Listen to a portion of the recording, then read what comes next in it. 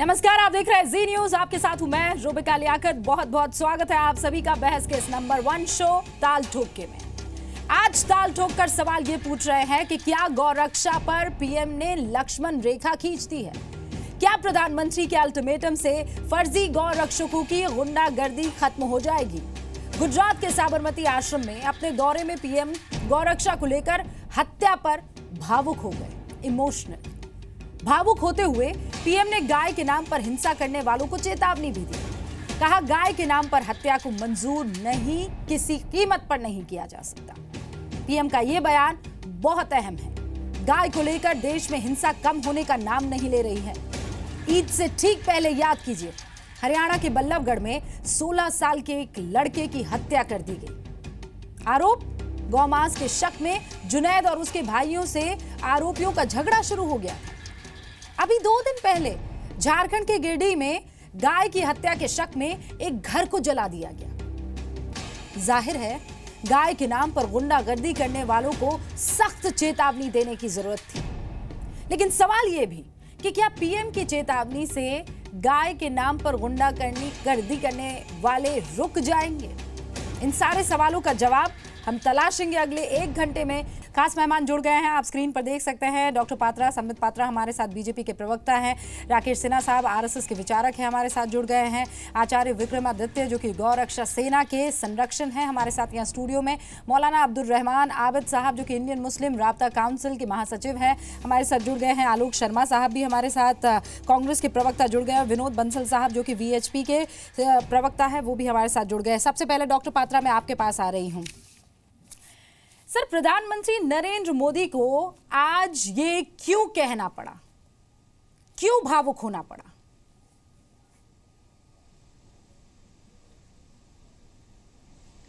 देखिए रूबिका जी, एक प्रसंग भी था। महात्मा गांधी जी के आश्रम में मौजूद थे, गुजरात में मौजूद थे, तो स्वाभाविक रूप से महात्मा गांधी और विनोबा भावे जो कि एक बहुत विशिष्ट गांधीयन हैं, उनके विषय में बात करते हुए आज के संदर्भ में जो गौरक्षा को लेकर वार्तालाप चल रहा है, उन्होंने एक तरीके से एक संदेश भेजा है कि बिल्कुल गो भक्ति और गो सेवा, इसमें किसी प्रकार का कोई विषय नहीं है। आप जरूर करिए गो भक्ति, मगर गो भक्ति के नाम पर अगर किसी के साथ भी कानून अपना हाथ में लेकर आप कानून के साथ खिलवाड़ करेंगे तो ये उचित नहीं होगा। ये एक बड़ा सख्त संदेश था। और मुझे लगता है जो हाल फिलहाल में हमने कुछ ऐसी घटनाएं देखी हैं कि गाय को बचाने के लिए अगर किसी की जान ले ली जाती है तो ये उचित नहीं है। मुझे लगता है जब ये संदेश प्रधानमंत्री से खुद आता है तो ये संदेश हर पायदान पर जाके अपना एक इम्पैक्ट छोड़ता है। इसके मैं एक दूसरे पहलू को भी स्पर्श करना चाहूँगा। देखिए, एक नैरेटिव इस देश में बनाने की कोशिश की गई है हाल फिलहाल के दिनों में कि गोरक्षा के नाम पर ये जो हत्याएं हुई हैं, उसमें क्या भारतीय जनता पार्टी के किसी अनुसांगिक परिवार या भारतीय जनता पार्टी के लोगों का हाथ है? बिल्कुल नहीं है। तो इसको इस तरीके से देखने का प्रयास नहीं करना चाहिए कि किसी प्रकार से भारतीय जनता पार्टी या अनुसांगिक जो परिवार के सदस्य हैं वो किसी प्रकार से दायी थे। हाँ, मतलब समाज में कुछ ऐसे एलिमेंट जरूर हैं एकदम स्ट्रेट जो मैं कहूंगा। इसका मतलब क्या? विश्व हिंदू परिषद, गौरक्षा दल, इनका आपसे कोई वास्ता नहीं है, कोई लेना देना नहीं है? जो लिंचिंग करते हैं, जो डराते धमकाते हैं, जो बेकसूरों को मारते हैं, हत्या तक कर देते हैं, इनका आपसे कोई वास्ता नहीं है? देखिए, जहां तक ये कहना कि विश्व हिंदू परिषद लिंचिंग करती है, मुझे तो ऐसा नहीं लगता कि विश्व हिंदू परिषद ने किसी का लिंचिंग किया हो।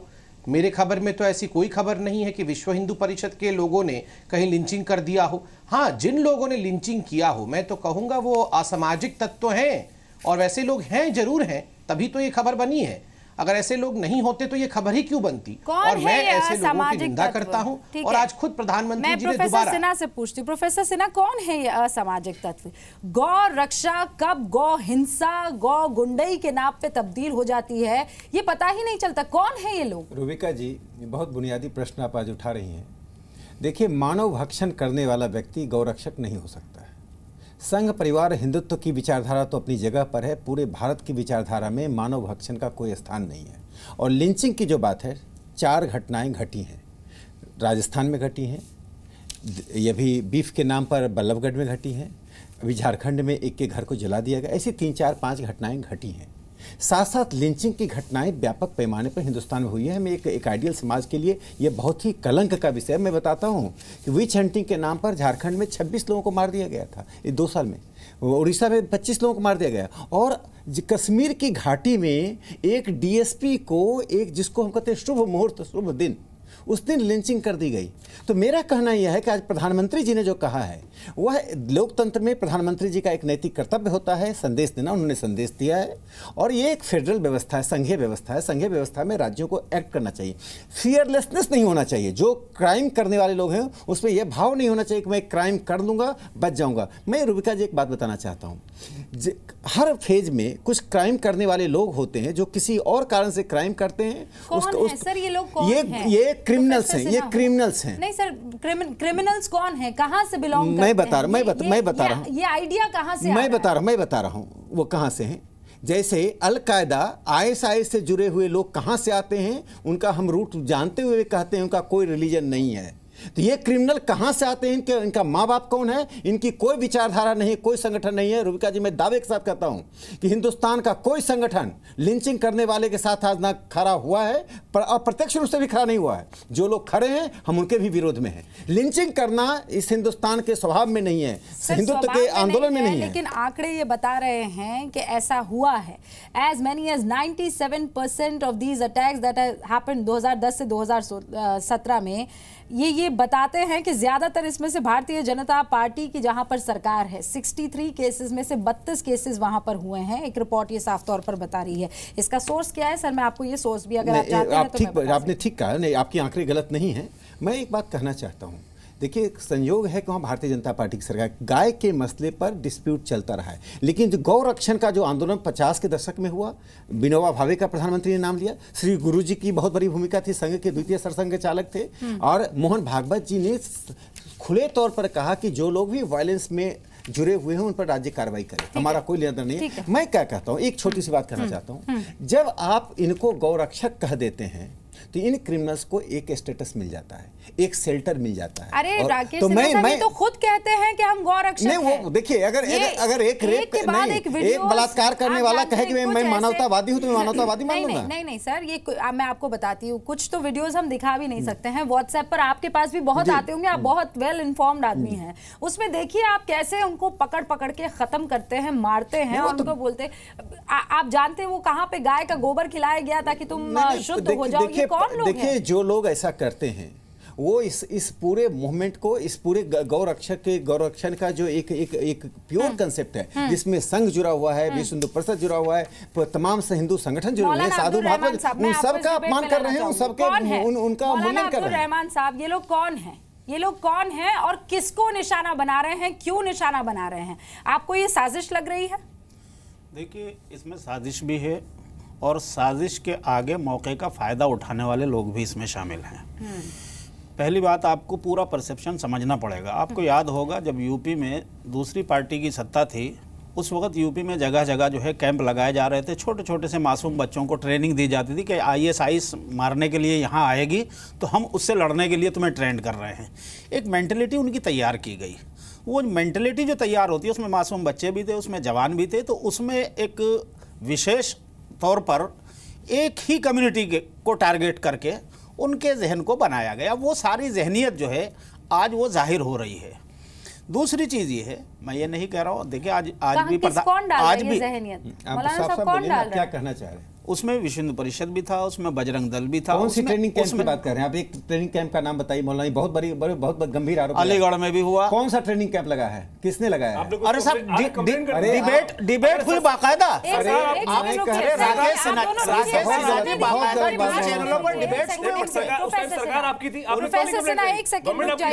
मेरी गवर्नमेंट नहीं थी।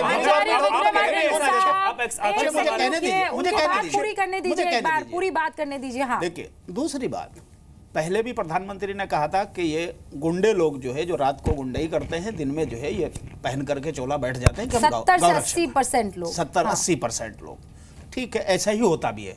मेजॉरिटी जो है क्रिमिनल लोगों की उसमें घुस गई। गौ की रक्षा करना या गौ भक्ति करना, ये उन लोगों का एक विशेष अधिकार है जो इसमें यकीन रखते हैं, जिनका ये अकीदा है। जो इसको मानते हैं उसको मैं नहीं रोक सकता, कोई भी नहीं रोक सकता, और ना रोकना चाहिए, ये अधिकार भी नहीं है किसी को। लेकिन आपने विश्व हिंदू परिषद का नाम लिया, रूबिका जी मुझे बात पूरी कहने दें। हाँ, जल्दी से। देखिए सर, आप लोग जानते हैं हमने देर से अपना डिबेट बिल्कुल सही बात है और सारी बातें मैं बहुत संक्षेप में मैं कहना जा रहा हूं। देखिए इसमें जो है कुछ लोग यकीनन जो है अच्छे हैं कि जो गाय से अकीदत रखते हैं और वो गाय से मोहब्बत करते हैं और वो गाय की भक्ति में अपना काम करना चाहते हैं, कि वो जगाना चाहते हैं लोगों को। लेकिन उनके साथ में जो 70-80% गुंडे लग गए हैं, उनकी जब हम बैठ करके टीवी चैनलों पर, चाहे वो राकेश सिन्हा जी हों, चाहे हमारे आचार्य जी हों, चाहे कोई और हो, जब बैठ करके उनकी तरफ से हम उनको एक काम और कर दीजिए, जब जो गाय की तस्करी करने वाले, हम उनका यहाँ पर पक्ष लेते हैं बैठ करके, तो उनके हौसले, क्रिमिनल लोगों के हौसले बढ़ जाते हैं। इसी वजह से राकेश, गाय की तस्करी करने वाले, आप सुन लीजिए, मैं गाय की तस्करी करने वाले की आलोचना कर दीजिए। इसी चैनल पर 2 बार पहले भी कह चुका हूं, आगे कहूंगा। प्रोफेसर सिन्हा, मैं याद दिला देती हूं, आप चाहे तो मैं वो क्लिप दिखा दूंगी। इसी चैनल पे मैं 2 बार से ज्यादा कह चुका हूं। आचार्य भी आए हैं, उसी पहले मैं कह चुका हूं, आए हैं, जो बात आप दूसरी चीज कह रहे हैं वो 10 मरतबा ये बात कह चुके हैं। उसमें जो है आपको अगर जब आप उनका पक्ष लेते हैं तो ये क्राइम रुकता नहीं बल्कि बढ़ जाता है, इसलिए तो उन्हें दिखता है कि हमें सपोर्ट करने वाले पावर में बैठे हुए लोग मौजूद हैं, और इसी से बढ़ करके फिर वो गाय पे नहीं रहता मामला। आपको याद होगा कालका जी मंदिर के पास भैंस ले जाते हुए लोगों को मारा गया। आपको याद होगा अलीगढ़ में, अच्छा मुझे ये बताइए, एक हिंदू आदमी की डेयरी थी भैंसों की, उसकी भैंस बीमार हो गई, उसने कसाई को बुला के उसको कटवा के अपना नुकसान कम करना चाहा, उसको आकर के लोगों ने मार दिया। सुनिए मौलाना साहब, ऐसा क्यों होता है कि गाय ले जाने वाले मोहम्मद, अकरम खान, पठान मुसलमान ही होते हैं? ऐसा क्यों होता है? ये कोइंसिडेंस नहीं। यहाँ नोएडा में जो 2 मारा था जिनको, वो कहाँ खान और पठान और मोहम्मद थे, वहाँ कहाँ थे? मेजॉरिटी ऑफ टाइम्स तस्कर कहाँ मेजॉरिटी? मुझे बताइए, देखिए जितने वाकयात, सवाल कंप्लीट होने, मैं जितने वाकयात हुए हैं मुझे आप उसमें बता दीजिए। क्या मैं अगर अब्दुल रहमान आबिद या वो जो मारा गया यहाँ पे पहलू, वो अपने घर पे डेयरी चलाने के लिए दुधारू गाय लेके आता है खरीद के, कि मुझे रमजान आ रहा है, मुझे अपना दूध बेचना, क्या ये जुर्म है? Valid point sir, valid point. अब मैं बंसल साहब आपके पास आना चाहती हूँ। विश्व हिंदू परिषद का यहाँ पर मौलवी साहब ने नाम लिया है। मैं ये यकीन के साथ कह सकती हूं, गौ रक्षा से किसी को कोई दिक्कत नहीं है, किसी को कोई दिक्कत नहीं है। क्या आपने एक पॉजिटिव मैसेज के साथ इसकी शुरुआत की होती तो आज ये तारीख आती कि प्रधानमंत्री नरेंद्र मोदी को गुस्सा करना पड़ता? रूबिका जी, मुझे उम्मीद है कि जिस तरह से मैं चुपचाप सुन रहा था, बाकी लोग मेरी बात को सुनेंगे ध्यान से। मैं बड़े संक्षेप में बोलूंगा। एक तो मौलाना जी ने जो आरोप लगाया कि जो ट्रेनिंग कैंप लग रहे थे वो ISI के लिए थे, ये गलत बात है, और ना इसमें बच्चे थे और ना ही कोई इस तरह का कोई मिलिट्री कैंप था। ये हमारा रूटीन कैंप है। ट्रेनिंग कैंप विश्व हिंदू परिषद के बजरंग दल के, दुर्गा वाहिनी के हमेशा लगते हैं, हर देश में लगते हैं, पूरे देश भर में लगते हैं। इस बार भी 41 केंद्रों पर लगे हैं, लेकिन उसमें किसी तरह के इस तरह का जो मिथ्यारोप लगा रहे हैं वो गलत है, एक बात। दूसरी बात बता दूं आपको, आखिरकार इस तरह की घटनाएं क्यों घटती हैं? आखिरकार गौरक्षक को रोड पर क्यों आना पड़ता है?